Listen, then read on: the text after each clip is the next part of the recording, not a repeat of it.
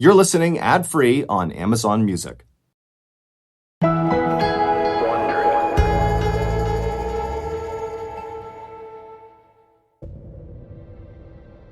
Two social workers sat behind a desk, looking across the table at a very nervous-looking couple.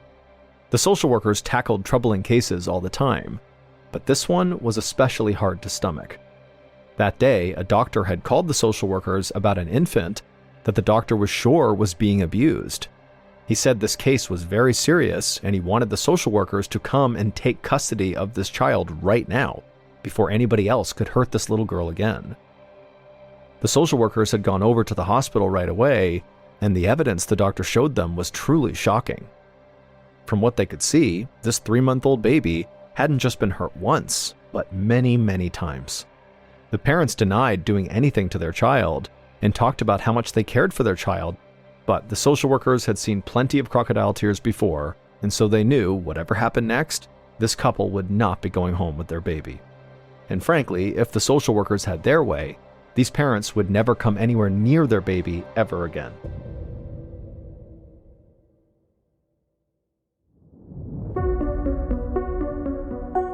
From Ballin Studios and Wondery, I'm Mr. Ballin, and this is MrBallen's Medical Mysteries, where every week we will explore a new baffling mystery originating from the one place we all can't escape, our own bodies.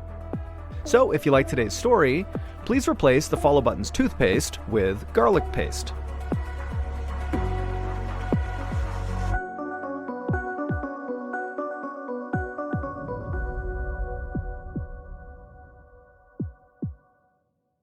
This episode is called Glass Baby.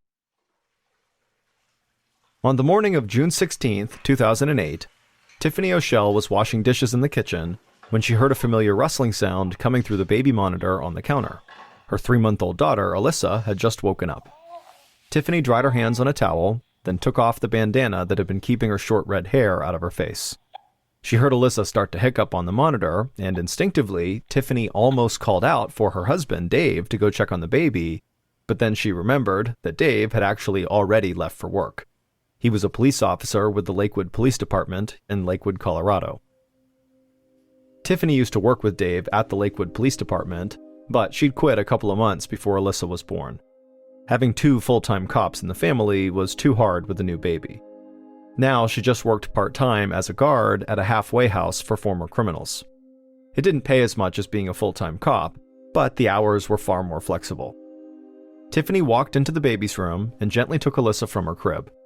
Alyssa's bright blue eyes darted around the room, taking in her little world. Tiffany brushed a hand over Alyssa's mop of bright red hair and smiled. It was the same shade as Tiffany's hair. Tiffany could tell that Alyssa needed a new diaper, and so she carried her over to the changing table beneath the nursery window. Tiffany began to undo her baby's onesie, but when Tiffany lifted Alyssa's right leg up, her baby girl let out a sharp cry. As the baby cried and cried, Tiffany picked her up and examined her, unsure what had upset her baby so much. But the more Tiffany touched Alyssa, the more the baby seemed to cry. Tiffany tried to shift her from one hip to the other, but that just made Alyssa scream even louder. At a loss for what to do, Tiffany just took her baby into the living room where they kept Alyssa's swing, and she fastened Alyssa into the swing and let it rock her, and soon the crying did stop, and a few minutes later, Alyssa was fast asleep. Tiffany was relieved, however she was still concerned, but she decided that Alyssa's sudden distress couldn't be anything serious, and so Tiffany went back to her morning chores. After Tiffany showered and dressed, she loaded Alyssa into her car to drop her off with her grandmother, Jackie, Tiffany's mom. Jackie was going to babysit Alyssa until Dave finished his shift that evening. Alyssa slept peacefully the entire car ride, and she didn't even wake up as Tiffany took her out of the car and handed her over to her grandma, so Tiffany assured herself that her daughter must be okay. It was late evening by the time Tiffany got home from work. She set her purse down in the entryway and then went into the kitchen to start dinner. Meanwhile, in the living room, Dave was trying to play with Alyssa, but from the sound of it, it seemed like Alyssa was really fussy. A minute later, Dave stood up and carried Alyssa into the kitchen so they could say hello to Tiffany. Tiffany asked Dave how his day went, and he would say it was all good, typical day. But then he said when he picked up Alyssa from Jackie, Tiffany's mom, Jackie mentioned that Alyssa had actually been a bit fussier than usual all day. Tiffany nodded and told Dave about Alyssa's outburst that morning when she lifted up her leg. Dave bit his lip and looked concerned. Tiffany waited to hear what he was thinking. Dave wondered aloud if they should take Alyssa to the doctor if her mood didn't improve by morning. And then in the meantime, Dave told Tiffany he would make dinner that night, and Tiffany should just go play with Alyssa because maybe what she really needs is just time with mommy. But the next morning, Alyssa did not seem better. When she woke up, Tiffany noticed that the baby's right leg was now swollen. Tiffany was totally alarmed by this. This was the same leg that was bothering Alyssa the day before. But Tiffany couldn't imagine what would have caused it to puff up so badly overnight. Very gently, Tiffany ran her finger along Alyssa's swollen leg, and the baby immediately let out a high-pitched scream. At this point, Tiffany knew she had to bring Alyssa to the doctor.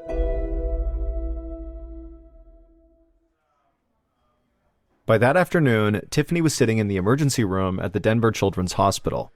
She was on the phone with her husband Dave, explaining that their baby's regular pediatrician didn't know why Alyssa's leg was swelling, and they had sent her to the hospital for more complete x-rays. Now, Tiffany was waiting for a doctor to come back with the results. Dave told Tiffany that he was actually in the area on patrol, and he would just swing by the hospital. A few minutes later, Tiffany was looking out the window when she saw Dave's patrol car pull into the parking lot. Dave hopped out and walked into the emergency room, and his worried face broke into a smile when he saw his wife. He walked over to her and sat down and asked her how she was doing. But before Tiffany could say anything, a doctor carrying their baby's x-rays walked into the waiting room with a very grave look on his face. He asked Tiffany and Dave to please follow him, and then without waiting for them, he just turned around and walked into an empty exam room. Tiffany felt her chest tighten. When she'd first met this doctor, he'd seemed really friendly, but now he seemed cold and distant, like he was preparing himself for a very difficult conversation.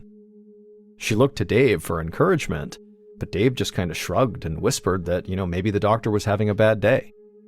A nurse was already sitting in the room when Tiffany entered carrying Alyssa, and then once she and her husband were inside the room, the doctor got up and closed the door behind them. Then he told Tiffany and Dave very matter-of-factly that he'd looked at Alyssa's x-rays, and he discovered that she had 11 bone fractures in both of her legs, all in various stages of healing. They would have to fit Alyssa for splints on both legs. These splints would keep her legs in place and help the fractures heal. Tiffany was totally shocked, and she instinctively turned to her husband, but he also looked totally shocked. Tiffany then turned to the doctor and asked what he meant. Surely this was a mistake. The doctor didn't answer. Instead, he clipped Alyssa's x-rays to the light board on the wall and started pointing to all the dark lines across the child's bones. Each of the lines represented a fracture.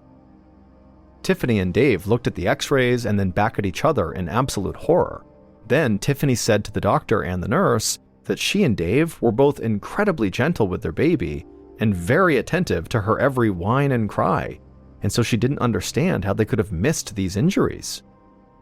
The doctor frowned and said that so many bone fractures were a huge red flag, and he said he'd actually already called the Adams County Human Services Department, and they were actually waiting for Tiffany and Dave right now in the hallway, and they wanted to ask them some questions. Tiffany could scarcely find any words to respond, and so she just kind of nodded and said she would do anything to help her baby. But then the nurse who was in the room came across and tried to take Alyssa from Tiffany's arms, and suddenly it dawned on Tiffany and Dave that the doctor and really the staff at the hospital must suspect them of child abuse. And so not only was their baby seriously hurt, but now she might also be taken away from them. Tiffany's breath quickened as she turned back to look at her husband, who'd now gone white as a sheet.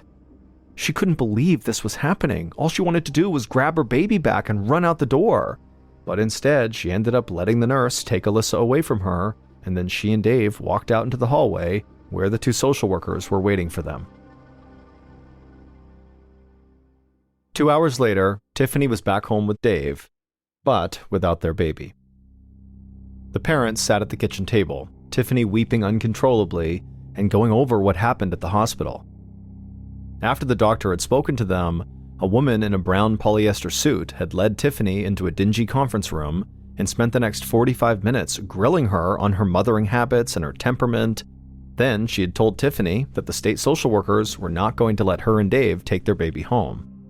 Tiffany begged them not to take her child, but nothing she said made a difference.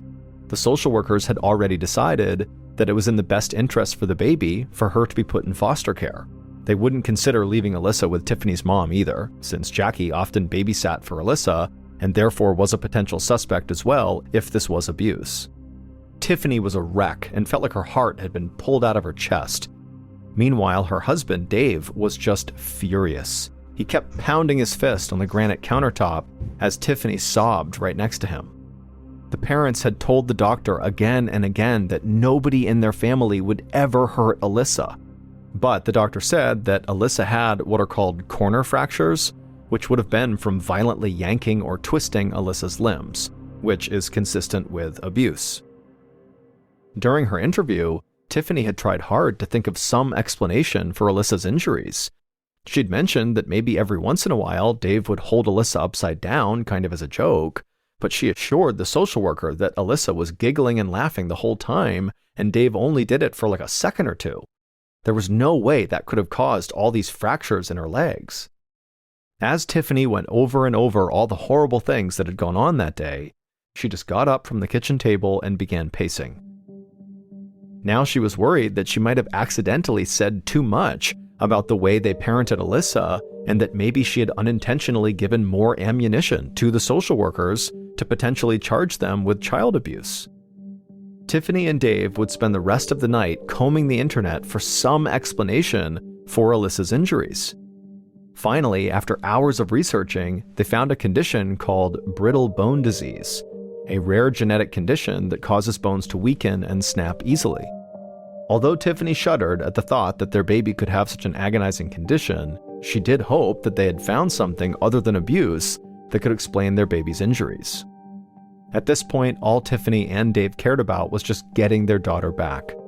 In terms of how to protect her and keep her safe from more fractures, that was something they could figure out down the road. But for now, they just wanted their kid back. 2 days later, on June 19th, Tiffany and Dave stood at a defendant's table at the Adams County Courthouse for a hearing on the next steps in their baby's case. Across the small courtroom were the two social workers who'd interviewed Tiffany and Dave at the hospital 2 days earlier. Tiffany's blood boiled when she looked over at them. She knew they were just doing their jobs, but she couldn't help feeling totally furious inside. She tried to stay calm, but she worried whether Dave could do the same. At home, he was an emotional wreck, full of rage and heartbreak at the same time. He'd barely been able to get dressed just to come to this hearing. When the hearing finally began, Tiffany's hands shook as she pulled her internet research out of her purse. She handed the printouts to the bailiff, who then walked them over to the judge. While the judge scanned the research, Tiffany began to explain how much she and Dave loved their daughter, and she begged the judge to please make the hospital test their baby for brittle bone disease. Then Tiffany did her best to remain calm, while the social workers argued that because of how the breaks in Alyssa's leg looked, there was almost no chance she had brittle bone disease. Instead, they felt that Alyssa's injuries were absolutely from non-accidental trauma. In other words, they were saying Tiffany and Dave had purposefully harmed their daughter. This suggestion made Tiffany feel sick, and the social workers' attitudes enraged her. It would be so easy to test Alyssa for brittle bone disease or any other possible medical reasons for all these leg fractures, but it just seemed like they were outright refusing, and they weren't even doctors. It felt outrageous for them to dismiss her concerns so out of hand. It seemed to Tiffany that the social workers were far more concerned with being proven right than they were about just reuniting a baby with her family. Tiffany was fighting back tears until she heard the judge say that other causes should be explored. Relief washed over Tiffany as the judge ordered emergency medical testing for their baby. Tiffany was so relieved that she felt lightheaded. For the first time in 2 days, it felt like she could finally breathe again. But the judge did say that Alyssa would have to remain in foster care until that new testing was done. Tiffany nodded and took Dave's hand, doing her best to maintain her composure. The last thing she needed right now was to come off as unstable. At least now she had a glimmer of hope that soon they would know what actually happened to Alyssa, and hopefully she'd be allowed to come back home where she belonged.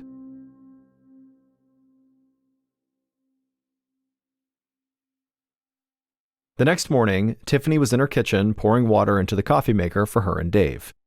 Dave was so depressed that he'd called in sick for work and had not gotten out of bed. Tiffany was up, but yawning from exhaustion after another sleepless night. Then the phone rang, and any hope that their life was about to return to normal flew out the window. It was a nurse from the hospital who was calling, and she told Tiffany that the social workers had scheduled Alyssa's emergency medical testing. However, they had scheduled it for early October, more than 3 months away. Tiffany could not believe it. Tiffany knew the social workers were trying to put off the tests as long as possible because they were already convinced that she and Dave were the ones abusing Alyssa. Tiffany knew the tests they were going to do would very likely prove that she and Dave really were innocent, but now they had to wait 3 months to do those tests? These were 3 months they could never get back with their daughter who was so young they needed to be with her. A week later, on the evening of June 26th, Dave couldn't stop his hands from shaking as he left work. He was on his way to visit Tiffany's grandfather, Charles Cooper. The two had become close friends over the years. Charles was a great listener, and the two men could discuss just about anything as they played pool and drank beer in Charles's basement. Dave was in a dark mood as he knocked on Charles's door. Then, after Charles opened it up and welcomed Dave inside, Dave followed the older man downstairs. Charles then handed Dave a beer and asked how he and Tiffany were holding up, and Dave immediately started talking a mile a minute. He said things were getting worse and worse and worse. He told Charles that he'd heard through the grapevine at the police station that Alyssa's social workers believed that he, Dave, was the one who'd broken Alyssa's legs. And if that was true, he would be charged with child abuse, which was a felony. Which meant there was a very real chance that in a matter of days, Dave was going to be arrested. And the reality of this was so overwhelming, Dave felt like he was losing his mind. Charles just shook his head in disbelief and asked what had made Dave the lead suspect. But Dave just shrugged. All day, he had been replaying in his mind the interview he had done at the hospital with the social worker, and the only thing he could think of that made him look kind of guilty was the fact that both he and Tiffany had mentioned that Dave periodically held his daughter upside down just to make her laugh. David stressed that he did this totally gently, but clearly the social workers did not believe him, and they thought that whatever Dave was doing when he flipped his daughter upside down was hurting her. Charles walked over and gave Dave a hug and told him to just keep the faith. But Dave shook his head.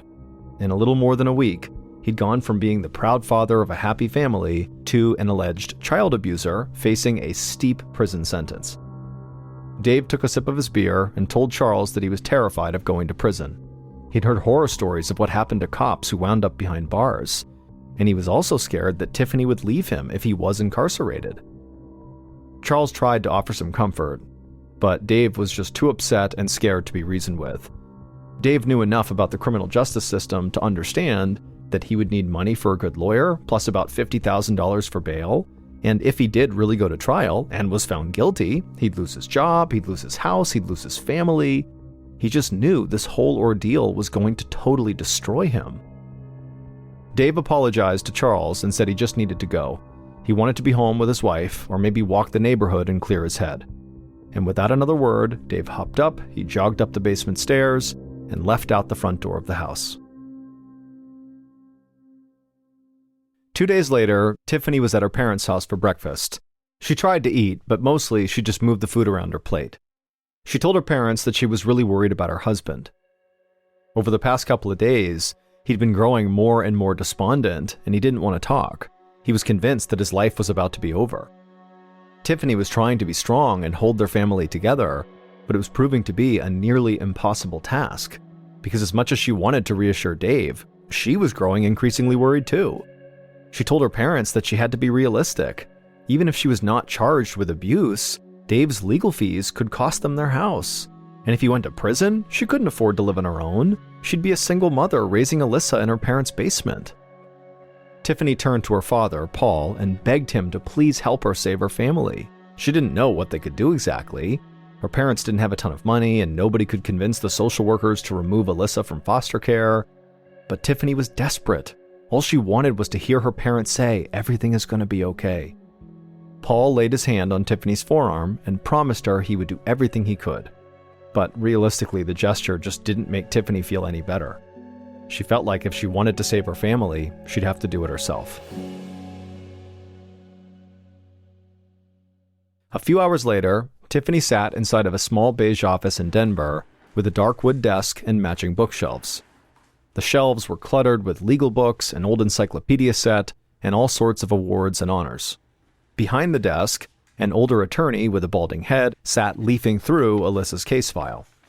After talking with her parents that morning, Tiffany had realized she really needed to start looking out for herself and Alyssa in case Dave did go to jail.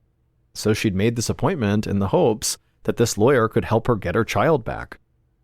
The lawyer kept periodically rapping his knuckles on his desk like he was totally lost in thought trying to think something through, to the point where Tiffany wondered if he'd actually forgotten she was in his office too.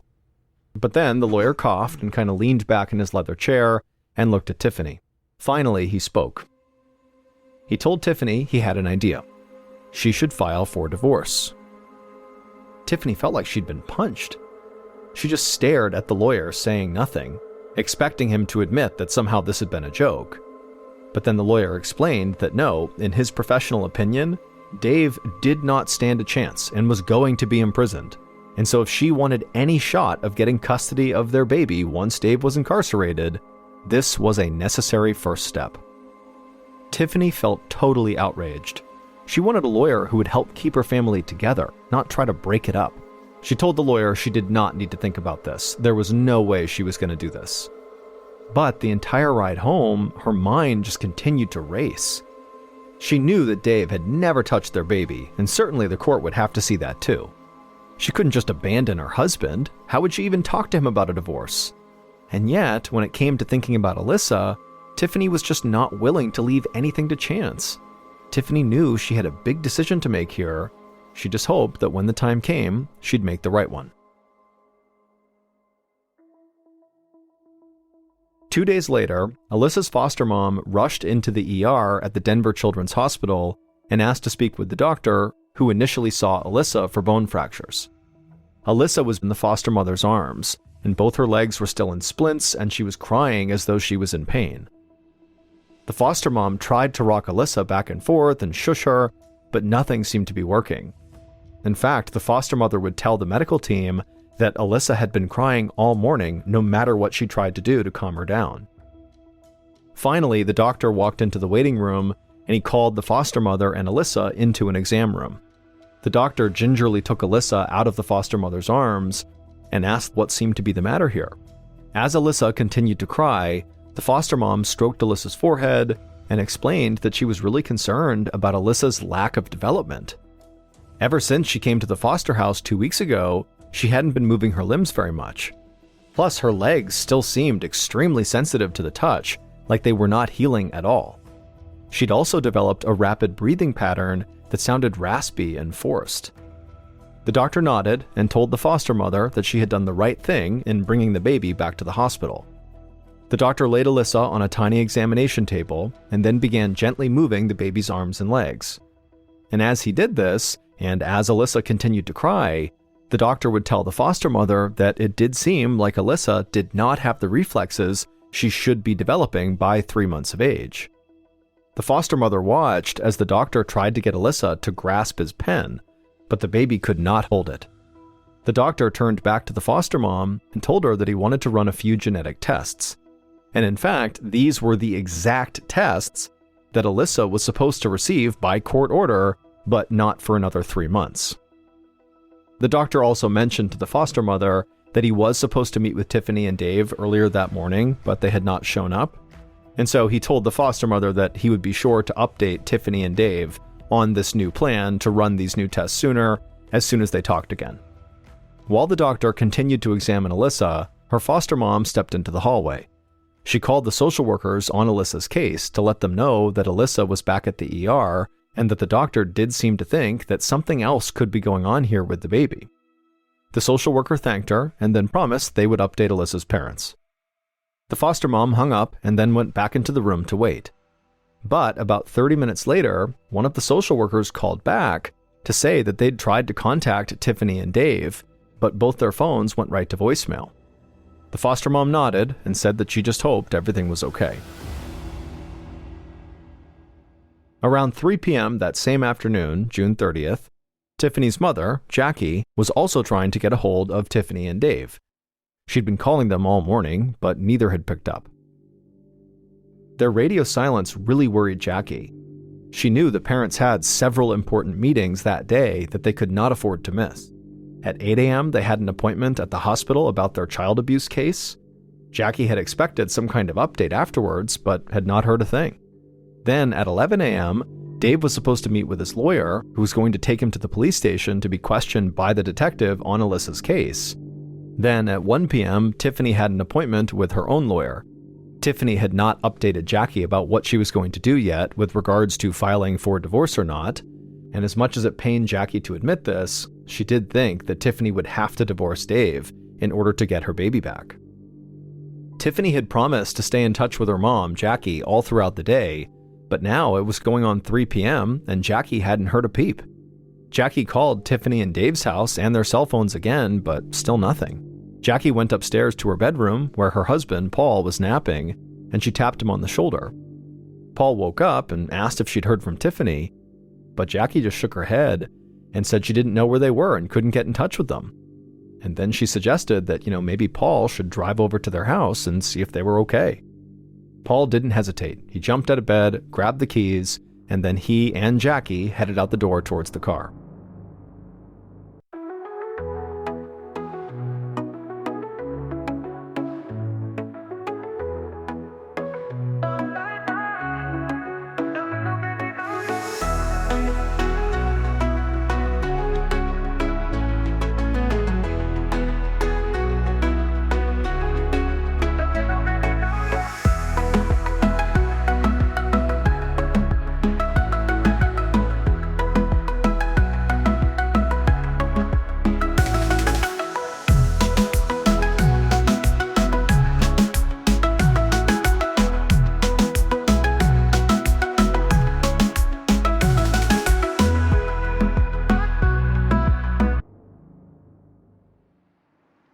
A few minutes later, Jackie and Paul pulled up outside of their daughter's house, and immediately, Jackie got a sinking feeling in the pit of her stomach.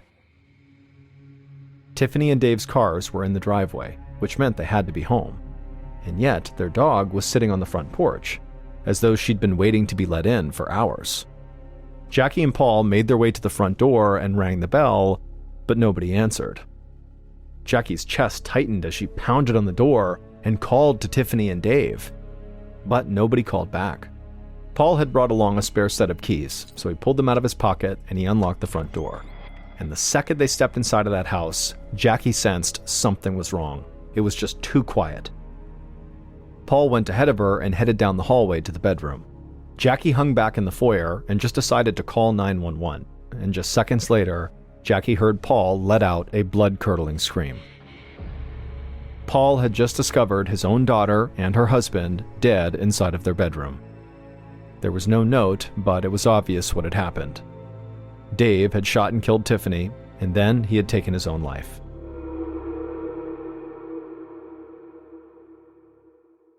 A week later, Alyssa's test results came back, and one thing was absolutely clear. She had never been abused by her parents. She was diagnosed not with brittle bone disease, like Tiffany and Dave had thought, but instead with something even more rare. The baby had spinal muscular atrophy, a debilitating genetic disease that causes muscles to steadily shrink and weaken. Tragically, there's no treatment for spinal muscular atrophy, and in newborns, the disease is always fatal. Doctors concluded that Alyssa's bone fractures either came during her birth or just from normal handling after birth. In short, Dave and Tiffany had done nothing wrong.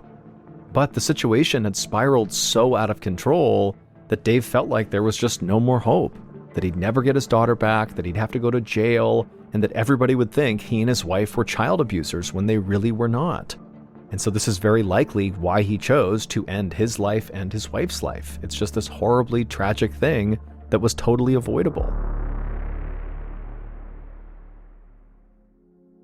After Alyssa's diagnosis, the court would grant custody of Alyssa to Tiffany's parents, Jackie and Paul.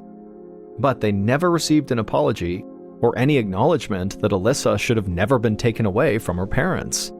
But for Jackie and Paul, their focus was on the baby, and over the next few months, they did their best to care for Alyssa.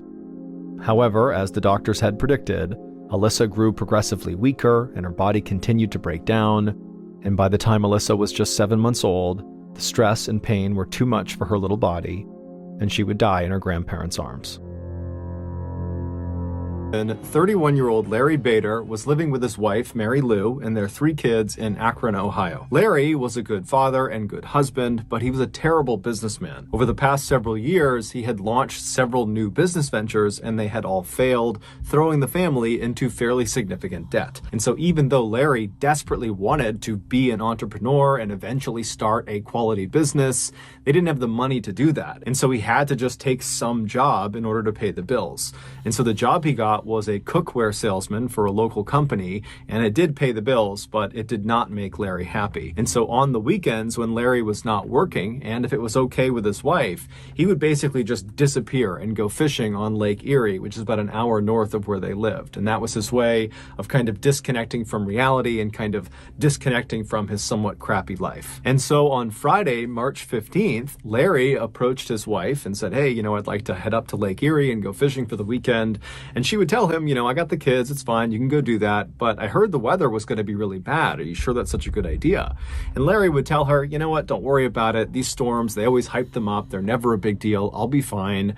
And so he kissed his wife, he kissed his kids, he grabbed his stuff, he hopped in his truck, and he left and headed up to Lake Erie. That night, Lake Erie was hit with a massive thunderstorm, way bigger than the one that the news was predicting. And then the following morning, the Coast Guard discovered Larry's boat floating around on Lake Erie. There was minor damage to it, and it was missing an oar, and it was missing Larry. Larry was nowhere to be found. And so a search was launched for Larry, but he was never found, and he was eventually declared dead. And so even though the family did not have Larry's body, they would hold a funeral for him, and his wife was able to actually cash his life insurance policy, which was enough to pay for her and the kids. 8 years later, in 1965, Larry Bader's niece, a 21-year-old woman named Suzanne Peka, was in Chicago at a sporting goods show with a friend of hers. And as they're walking through the different exhibits, looking at different sporting goods equipment, they noticed over on the side of the building, there was a fairly large group of people gathered around this one particular exhibit. And so she and her friend she was with walked over to this group, and they kind of pushed their way through. And in the middle of this group was this man with an eye patch and a big mustache doing an archery demonstration. Basically, he was shooting arrows into a target about 30 feet away. And so Suzanne and her friend just kind of watched this guy for a couple of minutes, and very quickly they could see why he was attracting this big crowd, because he was just an incredible archer. He was hitting the bullseye over and over and over again. But as they continued to watch this guy, Suzanne's friend started to notice something unique about him. And he eventually turned to Suzanne and said, hey, doesn't this guy look exactly like your uncle who went missing on Lake Erie? And Suzanne was kind of surprised to hear him talking about her missing uncle, but she turned and looked at this guy, and all of a sudden she saw it too. He was a spitting image of Larry Bader, her uncle, although this guy had an eye patch and a mustache, but even with that, he looked exactly like Larry. And as Suzanne is watching him, she's thinking, Larry was known for being this incredible archer, and here this guy is who looks just like him, and he's an incredible archer. And so after this demonstration was over, Suzanne and the friend ran over to this guy with the eye patch on, and Suzanne says to him, hey, I know this sounds totally crazy, but you look exactly like my uncle, Larry Bader, who went missing on Lake Erie 8 years ago. And so the guy, he hears her and he kind of smiles and says, I'm sorry, I don't know Larry Bader. My name is John Johnson. People call me Fritz. I'm sorry, I don't know who your uncle is. I can't help you. But Suzanne, as she stood there staring at this guy, she was becoming more and more convinced this was Larry Bader, despite the fact this guy is saying he is not Larry Bader. And so she says to him, no, you are Larry Bader. I'm positive you're my uncle. Now at this, Fritz would be polite but firm, and he would reiterate that, look, I'm not your uncle. I don't know who Larry Bader is. I don't go to Lake Erie. I just don't understand why you think I'm him. I live in Omaha, Nebraska with my wife and my kids, and I'm on TV. I do sports journalism in Omaha, and I advise archery companies, and that's why I'm here. So I don't know why you think I'm your uncle, but I'm not. I'm sorry. And with that, Fritz turned around and he walked away. And after this discussion, Suzanne and her friend were not remotely deterred from what Fritz was saying. They were completely convinced this was Larry Bader. And so they ran to a phone, and Suzanne called her two other uncles, so Larry Bader's brothers, and she explained how she met this guy that is the spitting image of their brother. And they immediately hopped on a flight that night and flew to Chicago. And the following morning, the two uncles, along with Suzanne and her friend, they went back to the sporting goods show. They went over to the archery exhibit, and sure enough, there was Fritz doing his archery demonstration. And as soon as there was a break, Suzanne, her friend, and now the two uncles, so Larry Bader's brothers, they walk over, and the two uncles, as soon as they see this guy, despite the eye patch, despite the mustache, they too would say, this is our brother. And so they approached him and they said, look, I know you're saying you are not our brother. I don't know what's going on here, but you look exactly like our brother. And we have his military paperwork right here with fingerprints. Will you please just humor us and go to the police station with us and get fingerprinted? That way you can prove you really are not our brother. Please, we've been looking for our brother for a long time. This would be a huge favor to us. And so Fritz was annoyed. He didn't want to do it, but he's like, okay, fine. I'll go to the police station with you. I'll get my fingerprints taken and we can put this behind us. And so that day they left the sporting goods show. They went to a police station and Fritz had his fingerprints taken. And afterwards, the police would tell him, you are Larry Bader. When Fritz heard this, he could not believe it. I mean, he literally did not believe he was Larry Bader. It wasn't like this revelation prompted new memories and suddenly he recalled it all. It was really the opposite. Fritz immediately is trying to rack his brain to figure out, like, is my whole life a lie? But there was nothing. All he had was a contiguous stretch of memories from when he was a very young child as Fritz Johnson all the way to the present. But we now know that the bulk of his memories are all not real. He was never a child as Fritz Johnson. He was Larry Bader and then became Fritz Johnson only 8 years earlier. The timeline of what happened to Larry Bader is rough at best, but as far as we understand it, Fritz Johnson showed up in Omaha, Nebraska a couple of days or a couple of months after Larry Bader went missing on Lake Erie. And when Fritz showed up in Omaha, he just walked into a restaurant and asked for a job there, and he had provided documentation that showed he was in fact Fritz Johnson, and nobody thought anything of it. He was completely normal. There was nothing unusual about his behavior, and over time, Fritz just kind of thread himself into the Omaha community. I mean, he got married, he had a child, he adopted another child, he left his job as a bartender at a restaurant and eventually got this amazing job as a sports TV broadcaster for their local channel. I mean, he was like a minor celebrity in Omaha. Everybody recognized, oh, there's Fritz Johnson. He's on TV. Hey, Fritz, how you doing? I mean, he had a full-blown life.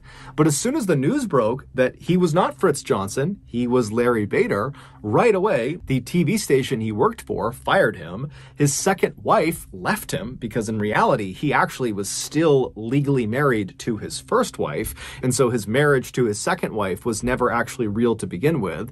And so she leaves him. And then also because Larry Bader was no longer dead, the insurance company that had paid out all that money to his first wife as part of his life insurance policy, they demanded that he repay them. And throughout all this drama of Fritz finding out he's Larry Bader, Fritz continued to say he was not Larry Bader, that this was all a big mistake. He just could not understand how this could have happened. None of it made sense. And so eventually a team of experts, doctors, psychologists, you name it, they came out to Omaha and they ran Fritz, aka Larry Bader, through a battery of tests over almost 2 weeks. And at the end of all their testing, they concluded that 1, Fritz definitely is Larry Bader. So there's no debate there. He is Larry Bader. And 2, he is almost certainly suffering from an extreme case of amnesia, which is memory loss. But the doctors and experts had no idea how he developed this case of amnesia. And of course, Fritz, he too had no idea how he developed this case of amnesia. And it's unlikely we'll ever get any more clarity on exactly what happened to Larry Bader / Fritz, because unfortunately, just 1 year after it was discovered Fritz was Larry Bader, Fritz would die. He had cancer in one of his eyes, and that was actually why he wore that eye patch, and the cancer had come back and it took his life. Today, his case is considered to be one of the most believable and baffling cases of amnesia on record. Before we get into our next story, I want to talk to you about today's sponsor, HelloFresh. Back during the beginning of the pandemic, we were not able to get groceries or have food delivered to our house. And so before long, we were down to eating just the Diet Cheetos and pickled licorice. And as I was eating my 77th bag of Diet Cheetos, I thought to myself, is there anything better for me to eat? And that's when I discovered HelloFresh. HelloFresh is like one of those things where as soon as you have it, you think to yourself, how could I have ever lived without this? They send you this neat little box full of meals, and there's all these incredible meals to choose from fairly intricate to very quick and easy. And so whatever your tastes are, they got it. But the catch is, they are not made. You are the chef and you make the meals. And before you tell me that you're a bad chef, I'm a bad chef, and I'm able to whip these meals together no problem because all the ingredients are perfectly proportioned, which also means you don't waste any food, and the recipes are incredibly easy to follow. So the end product is home-cooked, fresh, delicious food every time. So if your New Year's resolution is to eat better or to just stop snarfing as many Diet Cheetos, then you really need to sign up for HelloFresh. To do that, go to HelloFresh.com, use the code MrBallen's16 to get up to 16 free meals and 3 surprise gifts. Okay, back to the stories. Just outside of the popular tourist town of Amaga in northern Colombia lies this thick green jungle. And if you know where to look, there is actually a walking path that leads you from Amaga deep into this jungle. And if you keep going, it will bring you all the way to this terrifying, enormous old railroad bridge that spans this huge ravine. Now, this bridge is no longer used by trains. It's been decommissioned. However, since its decommissioning, there's actually been, ironically, more traffic on this bridge, although it is the foot traffic variety. People come out to this bridge to go bungee jumping. Bungee jumping is a thrill-seeking activity where people will leap off of high places, like this bridge, and they'll jump with an elastic rope tied to their ankles. And so this rope has been very carefully measured so that when it is fully stretched all the way out, it ensures whoever has jumped will still not impact the ground. Back in early July of 2021, a 25-year-old Colombian lawyer named Yesenia Gomez, who lived about an hour north of Amaga in the larger city of Medellin, she told her boyfriend that she wanted to go bungee jumping. This was something Yesenia had talked about for a long time, wanting to go bungee jumping, but every time it became a real thing and they were actually going to go do it, she would back down because she was just too scared. But for whatever reason, in July of 2021, Yesenia had the confidence and the courage to actually see this thing through. And so her boyfriend, when he heard how serious she was, he capitalized on the opportunity because he had never bungee jumped before and he really wanted to, but he couldn't without his girlfriend. And so now it seemed like she was serious. And so right away, he called the Amaga bungee jumping company to book a slot for he and Yesenia to jump off of their bridge. So on the day they were supposed to jump, which was Sunday, July 18th, Yesenia and her boyfriend hopped in their car and they drove an hour south to Amaga. And when they got there, they found the walking trail and they made their way out to this bridge. And when they get out to this bridge, they are amazed at the number of people who were already in line on this bridge waiting to jump off of it. They knew this was a popular spot, but perhaps they didn't realize just how popular it was. And so Yesenia and her boyfriend, they get in line behind the nearly 100 other jumpers ahead of them, and they proceed to wait. And over the next several hours, Yesenia and her boyfriend would have front row seats to all of the jumpers ahead of them jumping off the bridge. Now, it seems like Yesenia, in her mind, believed she would arrive at this bridge and very quickly she and her boyfriend would leap off and it would be great and so much fun. But now they've been forced to wait for a really long time. And this whole time, they're watching other people jump. And Yesenia is starting to panic. Suddenly, bungee jumping looked terrifying. It did not look like something she wanted to do. And so she was beginning to second guess her decision. And so her boyfriend, he's trying to calm her down and he's telling her, oh, it's totally safe. Look at all these people who have jumped. They're all fine. They're all smiling. They're so happy. You're going to be so proud of yourself. But despite his best efforts to calm his girlfriend down, Yesenia just could not calm down. But she did tell her boyfriend that she's not about to back down. She's going to go through with this. And so several hours went by of this totally high stress, anxious waiting period. And then finally, Yesenia and her boyfriend reached the front of the line, at which point the staff members who've been doing this all day long, they signaled the two to step forward and get their harnesses on. And so Yesenia and her boyfriend, they make their way to the edge of the platform. So they're looking out over this ravine and the staff members are putting on their harnesses and getting them ready. And the whole time, Yesenia, she's starting to get tunnel vision. Her heart is racing. She's totally panicked. She doesn't think this is fun at all. She just wants to get this over with. And then at some point, one of the staff members finally says, okay, jump. And so Yesenia jumps. Except it would turn out Yesenia had made a mistake. That staff member who had said, okay, jump, was talking to her boyfriend, not Yesenia. However, Yesenia, in her totally panicked state, had just not understood and had leapt, believing they were telling her to jump. However, the staff members had only put her harness on. They had not attached the actual elastic rope to her ankles. And so when Yesenia jumped, there was nothing stopping her from smashing into the ground. And so as soon as she leapt off the bridge, her boyfriend ripped off all of his gear and he ran down the bridge. He leapt over the railing and he ran down the hillside all the way to the bottom of this ravine. But when he finally got to his girlfriend, it was already too late. She was already gone. It would later be determined Yesenia did not die from impacting the ground. She actually died from a heart attack she suffered on the fall down, which means she must have realized after she jumped that she jumped too early, that she did not have the bungee cord attached to her legs. And so literally the fear of what was about to happen to her killed her. In early 1974, 31-year-old Michael Taylor was living happily with his wife Christine and their 5 children in Ossett, which is a small town in central England. Michael was described as a great father and a great husband who had an excellent sense of humor.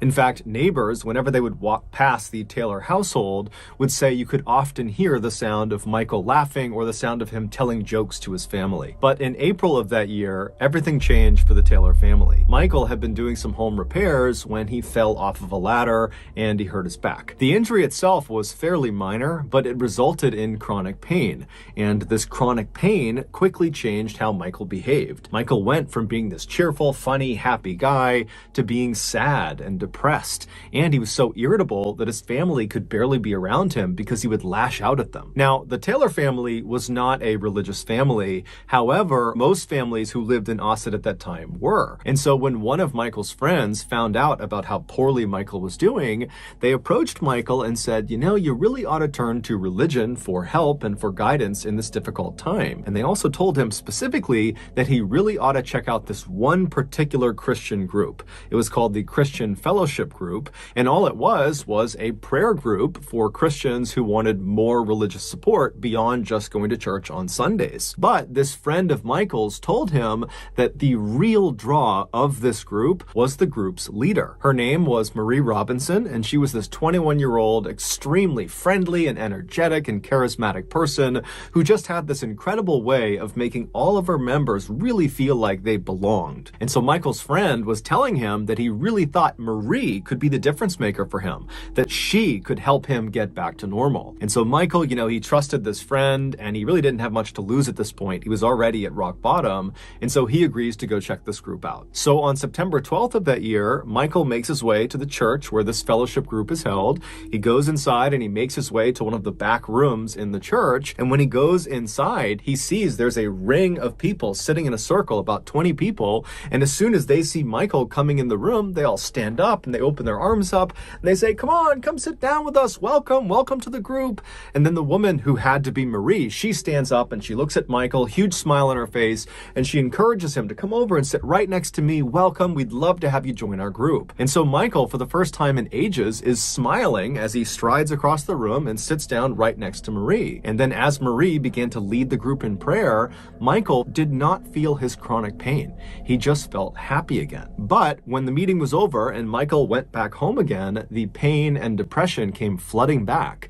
It was like the only place he could be happy was inside of the church at this fellowship group.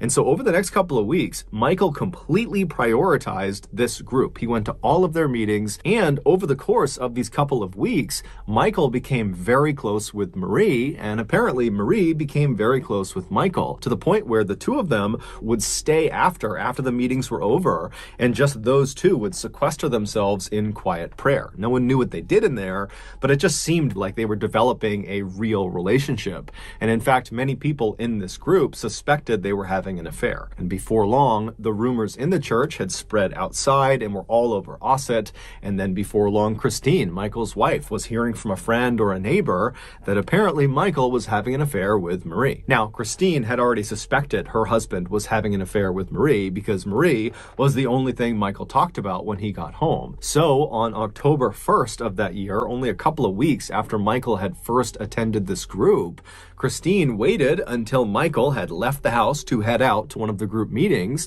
and then Christine hopped in her car and she followed him to the church. And when she got there, she parked her car, she took a deep breath, and then she got out, she made her way to the front doors of the church, and she stormed inside, and she found the room where these meetings were held. She barges in, and she points at her husband, and she says, "I know you're having an affair with Marie, and you're going to admit it in front of this whole group." And Michael, who's sitting with his back to his wife in one of the chairs, he stands up, and instead of addressing his wife, who's accused him of infidelity, he turns and looks at Marie on the other side of the room. And when Marie made eye contact with Michael, she screamed. She would later say Michael did not look human. He looked like a beast and he had wild eyes. And so as Michael is standing there staring at Marie with this very aggressive face, he began breaking out in tongues. Speaking in tongues is where the speaker will be saying or uttering words or sounds that sound like language, but the speaker doesn't know what they mean. The idea is some entity has come inside of their body, and this entity is dictating their speech. And so Michael is broken out in tongues. He's barking these words and sounds at Marie, and everyone inside of the room has no idea what to make of this. Everything has happened so suddenly, and it's so surprising. You have the wife suddenly coming in and aggressively accusing her husband of cheating, and Michael is not responding to it, and he's acting totally crazy. And then before anyone can do anything, Michael goes from just barking in strange languages at Marie to suddenly rushing across the room as if he's going to attack her. And when he does that, the rest of the members jump on top of him and hold him down. And despite there being like 10 or 15 people holding him down, Michael is still trying to get up, and he's screaming and snarling and yelling at Marie. And then Marie suddenly breaks out into tongues too. And it's only then that Michael stops trying to force himself up out of this pig pile that's on top of him, and instead he just continues to speak in tongues to her. And so the two of them are looking at each other speaking in tongues, and the rest of the group is just totally dumbfounded, and so they just begin praying. And then after about an hour, Michael just collapses. It's like he went unconscious. And at that point, everybody in the room just goes silent, and they look at Michael, and then Michael kind of opens his eyes, and it's almost like he's waking up, and he begins looking around frantically, trying to figure out what had just happened. Michael would claim he had no memory of what had just happened to him. And so at this point, Marie would tell him and Christine that she believed Michael was possessed by a demonic force, and the only thing they could do at this point would be to perform an exorcism. An exorcism is an expulsion or attempted expulsion of a supposedly evil spirit inside of a person or a place. Michael and Christine were at a loss. They had no idea what to do in this situation. They were both kind of in shock for very different reasons, and so they just kind of deferred to Marie's judgment and said, yeah, I think think an exorcism is the way to go. So Christine and Michael just leave the church and go home, and then the next morning, Marie would get in touch with the Anglican Church of England and would request an exorcism. And after hearing about what was going on with Michael, the Anglican Church would say, yeah, that does sound like he needs an exorcism.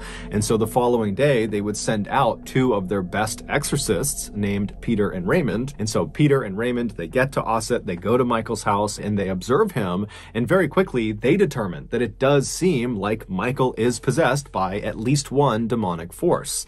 And so they tell Michael, the only thing we can do here is perform this exorcism, but we need you to agree to it. And so Michael says, okay, yeah, I agree to this exorcism. And so would his wife, because she at this point is just completely unsure what to do. She's just going along for the ride. So a day later, on October 4th at 10 p.m., Michael, his wife, and the rest of the members of this fellowship group, along with Peter and Raymond, they would all meet at this other church in a neighboring town. And as soon as Michael had been positioned in the middle of this group in this chair, Peter and Raymond began the ritual by praying. And as soon as they did, Michael began screaming out in tongues, and he began writhing around, and he fell to the ground, and he began contorting his body in grotesque positions, as if the words Peter and Raymond were saying were physically harming Michael. And so after 8 hours of this, during which they had to actually tie Michael down to prevent him from hurting other members or hurting himself, after 8 hours, they finally just came to a stop. Peter and Raymond were exhausted. It looked very much like Michael too was exhausted. And as soon as they stopped the ritual, Michael just kind of collapsed on the ground as if he had fallen unconscious.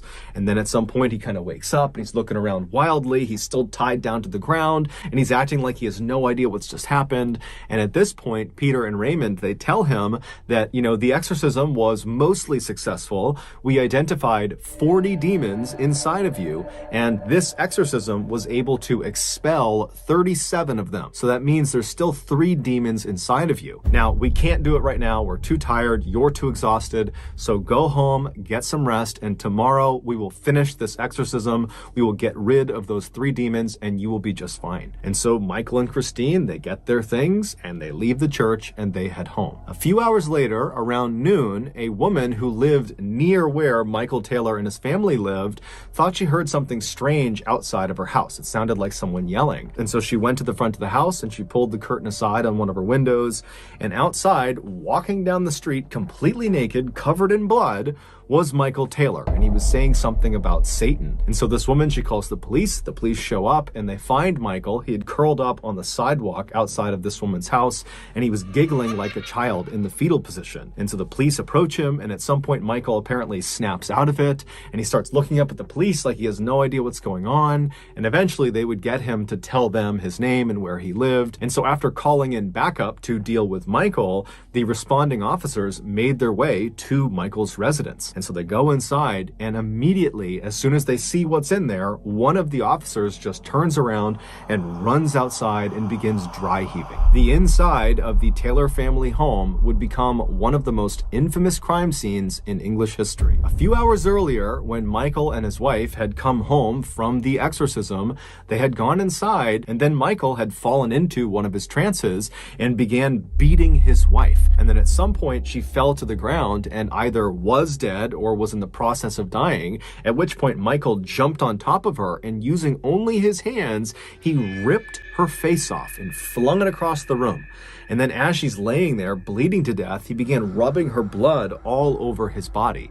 And then after she had finally died, he tracked down the family dog and killed the dog as well. Fortunately, their 5 children were not home at the time of this attack, and so they were unharmed. During Michael's trial, the prosecution and the defense blamed the Anglican Church of England and Marie and her religious group for effectively convincing Michael he was possessed with demons, which caused him to act out violently and kill his wife. And so ultimately, Michael would be found not guilty by reason of insanity, and after only 4 years of psychiatric care, he was released. And today, he is still living free in Ossett. But despite the legal outcomes of this case, there are many people, both religious and not religious, who believe the Michael Taylor case is one of the only true demonic possession cases in modern history. Also, just to close the loop, we don't know for sure if Michael and Marie were having an affair, but it is assumed they were. And so that's going to do it, guys. If you found the secret in today's episode, let us know in the comments section what it is and where you found it. So give us the timestamp. And if you're the first to do that, we'll pin you at the top of the comments section. If you got something out of today's episode and you haven't done this already, please go to the like button's place of work 1 minute before closing time and then proceed to browse around for about 30 minutes and then leave without buying anything. Also, please subscribe to our channel and turn on all notifications so you don't